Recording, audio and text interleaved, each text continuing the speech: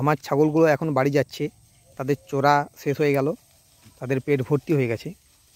এই কয়েকদিন বিকেলবেলা আমি ছাগলগুলোকে খুলে দিচ্ছি মানে আমাদের বাড়ির পাশাপাশি যে ঝোপগুলো আছে সেই ঝোপগুলোর ভেতরেই আমি ছাগলগুলোকে ঢুকিয়ে দিচ্ছি। তার ফলে ছাগলগুলোরও পেট ভর্তি হচ্ছে আর ঝোপগুলোও পরিষ্কার হচ্ছে। এই কয়েকদিন সেইভাবে বিকেলবেলায় জল হচ্ছে না, বিকেলবেলা কেন সারা দিনেই সেইভাবে আর জল হচ্ছে না, তাই সব দিকে কাদাগুলো শুকিয়ে গেছে। এই কারণেই আমি ছাগলগুলোকে ছেড়ে দিচ্ছি। যদি কাদা থাকতো বা জল হতো আমি হয়তো ছাগল ছাড়তাম না, সারাদিনে একবারেই ছাড়তাম, সেটা সকালবেলায়, এবং বাড়িতে চলে এলে আমি তাদের বাড়ির মধ্যে রেখে দিতাম, আর বাইরে বার করতাম না। কিন্তু এখন যেহেতু চারিদিকে শুকনো জায়গা হয়ে গেছে, ছাগলগুলোরও সেইভাবে গায়ে কাদা লাগছে না, তাই আমি ওদের সামনাসামনি জায়গাগুলোতে ছেড়ে দিচ্ছি। আর ওই যে বললাম, জায়গাটাও পরিষ্কার হচ্ছে। ছাগল যে জায়গাতে যাবে, যে ঝোপটাতে ঢুকবে, সেই ঝোপটাকে একেবারে পরিষ্কার করে দেবে। আসলে তারা খাওয়ার থেকে নষ্ট বেশি করে।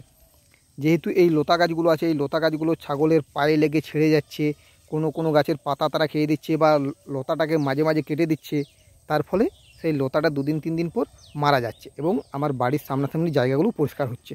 এর ফলে ছাগলেরও পেট ভর্তি হচ্ছে, তারাও পেট ভর্তি করে খাবার খাচ্ছে।